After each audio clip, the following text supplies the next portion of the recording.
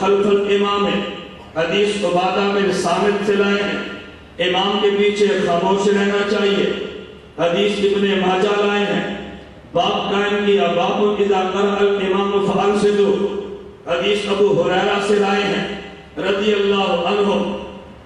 اب آپ کہیں گے مولانا کیسی بات کرتے ہیں، ادھر بھی حدیث ہے، ادھر بھی حدیث ہے، ادھر بھی صحابی ہے، ادھر بھی صحابی ہے، آپ بتاؤ۔ میں نے کہا نا اہل حدیث کے پاس حدیث ہے، بولیے نا، میں نے کہا یا نہیں؟ میں جھوٹ نہیں بولتا، توجہ رکھنا، میری بات پوری سمجھیں گے۔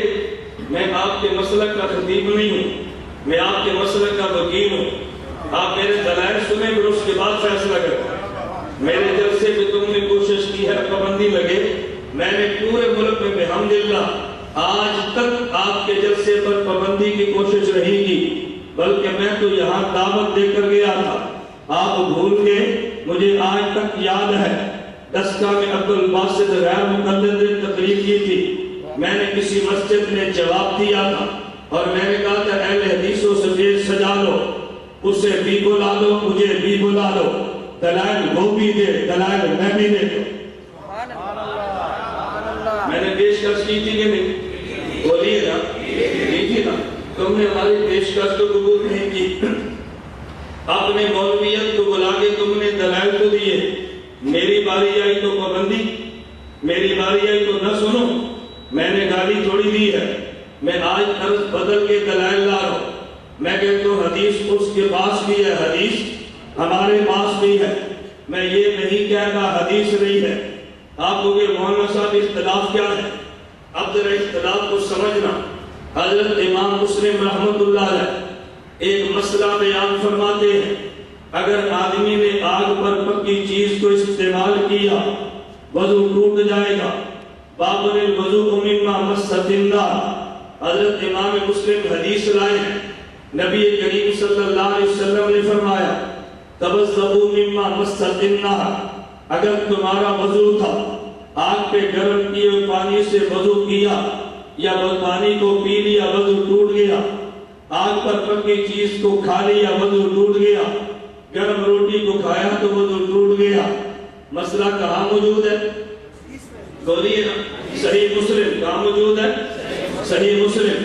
اس کے بعد امام مسلم نے دوسری حدیث لائی، نبی کریم صلی اللہ علیہ وسلم نے وضو کیا، حضور نماز کے لیے مسجد میں جانے لگے، اللہ کے پیغمبر کو ہدیے میں روٹی دی گئی، اللہ کے پیغمبر کو ہدیے میں بھنا ہوا گوشت دیا گیا، فَأَكَلَ ثَلَاثَ لُقَمٍ وَمَا مَسَّ مَاءً، اللہ کے پیغمبر نے روٹی بھی کھا لی ہے، اللہ کے پیغمبر نے گوشت بھی کھایا ہے، لیکن نبی نے وضو نہیں کیا۔ اس سے معلوم ہوا آگ پر پکی چیز کے استعمال کرنے سے وضو نہیں ٹوٹتا۔ حضرت امام مسلم پہلے حدیث لائے، آگ پر پکی چیز کے استعمال کرنے سے وضو ٹوٹ جاتا ہے، پھر حدیث یہ لائے ہیں آگ پر پکی چیز کے استعمال کرنے سے وضو نہیں ٹوٹتا۔ ادھر بھی حدیث ہے، ادھر بھی حدیث ہے، ہم عمل کس پہ کریں؟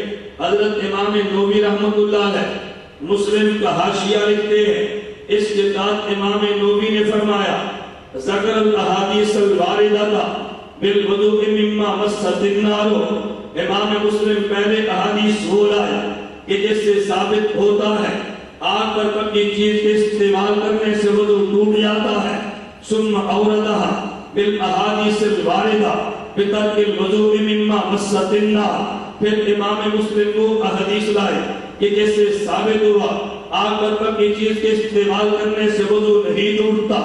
امام مسلم نے یوں کیوں کیا ہے؟ امام نووی فرماتے ہیں، اب میری دلیل پہ غور کرنا، کہتے ہیں ہادی عادت مسلم وغیرہ من ائمۃ الحدیث یذکرون الاحادیث التي يرون منسوخہ ثم یکتبون بالناسخ، امام مسلم اور دیگر محدثین کی عادت ہے کہ جو مسئلہ جو حدیث منسوخ ہو اسے وہ پہلے لاتے ہیں اور جو حدیث ناسخ ہو اسے وہ بعد میں لاتے ہیں۔ لوگ کہیں گے منسوخ ناسخ کا مطلب کیا؟ حکومت اعلان کرتی ہے بھئی جن لوگوں نے فلاں لائسنس بنایا تھا ہم نے منسوخ کر دیے ہیں، منسوخ کا معنی اب یہ لائسنس نہیں چل سکتا، اس لائسنس پہ تم گن کو لے کے بازار میں نہیں جا سکتے، شناختی کارڈ بنتا ہے، اوپر لکھا ہے تاریخ اجرا، اس تاریخ کو شناختی کارڈ بنا ہے، اوپر لکھا ہے تاریخ تنسیخ، اس تاریخ کو شناختی کارڈ کی مدت پوری ہو جانی ہے، اور جس کی مدت پوری ہو جائے اسے منسوخ کہتے ہیں، اور جس پہ عمل کی مدت شروع ہو جائے اسے ناسخ کہتے ہیں۔ بات سمجھ آئی؟ جس پر عمل کی مدت پوری ہو جائے اسے بولیے نا اسے، اور جس پر عمل کی مدت شروع ہو جائے اس کو توجہ۔ اب میری دلیل پہ غور کریں، اختلاف کیا تھا کہ نماز اندھیرے میں فجر کی پڑھے یا روشنی میں؟ ہم نے کہا روشنی میں، اس نے کہا بولی، اس نے کہا نا، اس نے کہا اندھیرے میں۔ دلیل وہ بھی دیتا ہے، دلیل حضرت امام ترمذی رحمۃ اللہ علیہ اندھیرے میں نماز پڑھنے کی حدیث پہلے لائے ہیں، روشنی میں نماز پڑھنے کی حدیث بعد میں لائے ہیں۔ بتا دیا وہ عمل پہلے کا تھا، یہ عمل بعد کا ہے۔ وہ کہتے ہیں اذان اقامت اکاری ہو، میں نے کہا اقامت دوری ہو۔ امام ترمذی اکاری اقامت کی حدیث پہلے لائے ہیں اور دوری اقامت کی حدیث بعد میں لائے ہیں۔ معلوم ہوا اکاری اقامت کی حدیث کا زمانہ گزر گیا، دوری اقامت کی حدیث کا زمانہ شروع ہے۔ اگر سنتیں چھوٹ جائے سورج نکلنے کے بعد پڑھے، امام ترمذی سورج نکلنے سے پہلے پڑھے، امام ترمذی حدیث پہلے لائے ہیں۔ اب سنتیں چھوٹ جائے فجر کی، سورج نکلنے کے بعد پڑھے، امام ترمذی حدیث بعد میں لائے ہیں۔ امام کے پیچھے فاتحہ پڑھنی چاہیے، ابن ماجہ حدیث پہلے لائے ہیں۔ امام کے پیچھے خاموش رہنا چاہیے، ابن ماجہ حدیث بعد میں لائے ہیں۔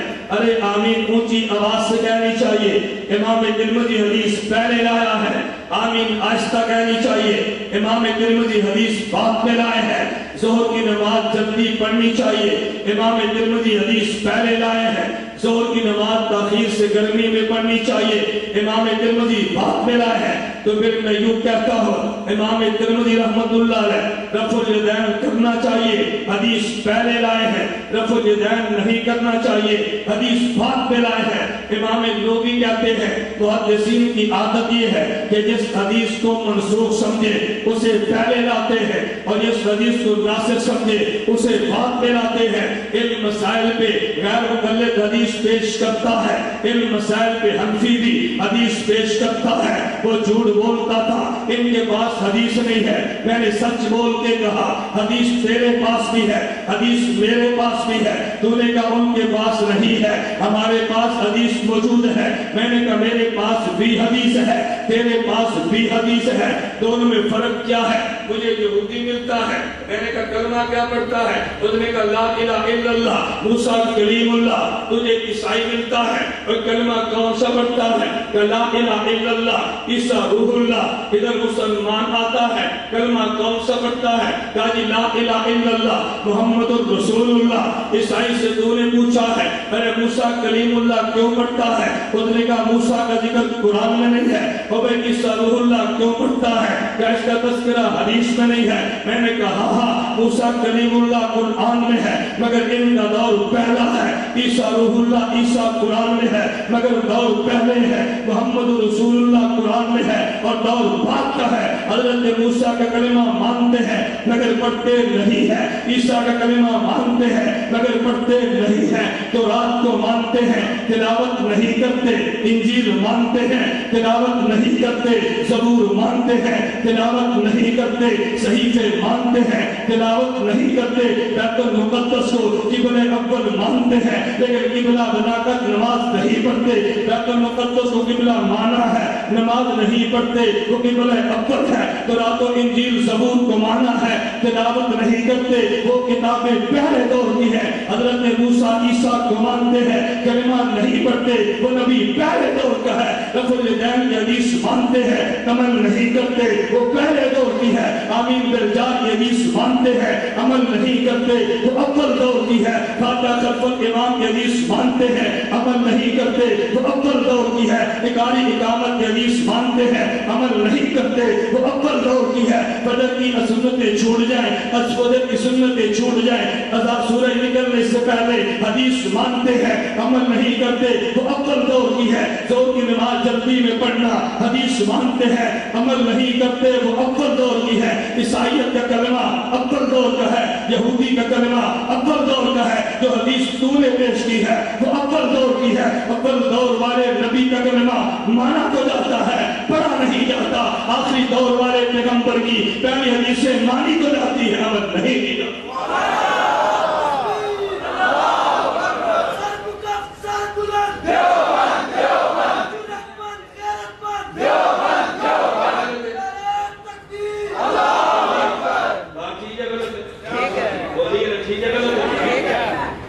دلائل دے, ہمارے دلائل کا جواب دے. یہ ٹوپی چھوڑ, نہیں سمجھا, یہ ٹوپی میں کن علماء کی رعایت کرتا ہوں, ان.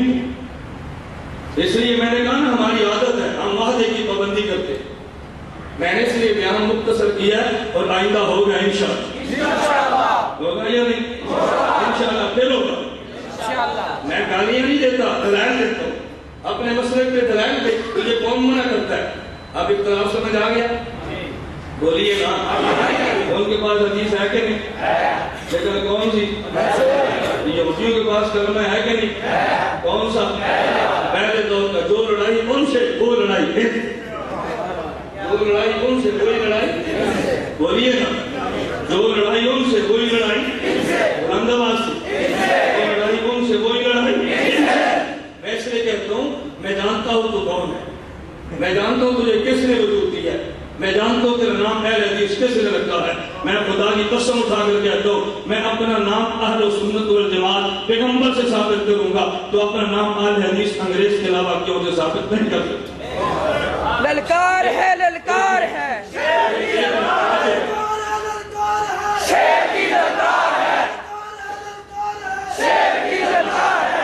میری بات سمجھ آئی؟ یہی الجھن ہے جو اس کو کھا رہی ہے.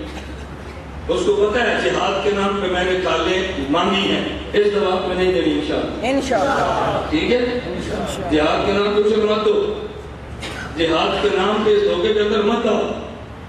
یہ سب چکر بازیاں ہیں. اللہ ہمیں اور آپ کو بات سمجھنے کی توفیق عطا فرمائے. مولانا رضوان عزیز صاحب فرما رہے تھے, میں نے اللہ تعالیٰ کی خدمت میں عرض کیا ہم نے کہاں تک اپنا دائرہ وسیع کیا کام کو تمہارے علم میں نہیں ہے. دعا فرمائے اللہ عافیت کے ساتھ کام کی توفیق عطا فرمائے. میں مختصر بات وعدے کی پابندی کی کرتے ہوئے کی ہے انشاءاللہ پھر سے انشاءاللہ. بس میں آپ سے گزارش کروں گا اپنا مسلک سمجھنا ہو, ہماری سیدھیاں کیسٹیں لٹریچر اب بھی ہے اور انشاءاللہ مفصل لٹریچر رائبے کے اجتماع پر آئے گا انشاءاللہ. ہمارا اجتماع ہے, آئے گا انشاءاللہ اس پر. میں کہتا ہوں تم اپنی کتابیں بیچنے کے لیے وہاں کیوں اٹھاتے, تمہارا تو اجتماع ہی نہیں ہے, تم پھر بھی دوڑتے. اور اگر آپ نے ان کا مسئلہ سمجھنا ہو کیا ہے, ایک کتاب فقہ اہل حدیث پاک و ہند کا تحقیقی جائزہ, ایک کتاب پاس رکھ لے, پھر وہ سوال نہیں کرے گا تو سوال کرے گا انشاءاللہ. الحمدللہ رب العالمین والصلاۃ والسلام علی رسولی وعلی آلہ وصحبہ اجمعین. اے اللہ ہم سب گناہوں کو معاف فرما, خطاؤں سے درگزر فرما, جائز حاجات کو پورا فرما, مشکلات کو دور فرما, عافیت کے ساتھ دین کی خدمت کرنے کے لیے توفیق عطا فرما. اے اللہ کتنے بیمار ہیں ان کو صحت عطا فرما. اے اللہ مقروضوں کی قرض عطا فرما. اے اللہ خاتمہ بالایمان فرما, خاتمہ بالخیر فرما. اے اللہ جتنے حضرات تشریف لائے ہیں تمام کا قبول فرما. اے اللہ قیامت کے دن سرور عالم صلی اللہ علیہ وسلم کی ہم سب کو شفاعت نصیب فرما. اجمعین.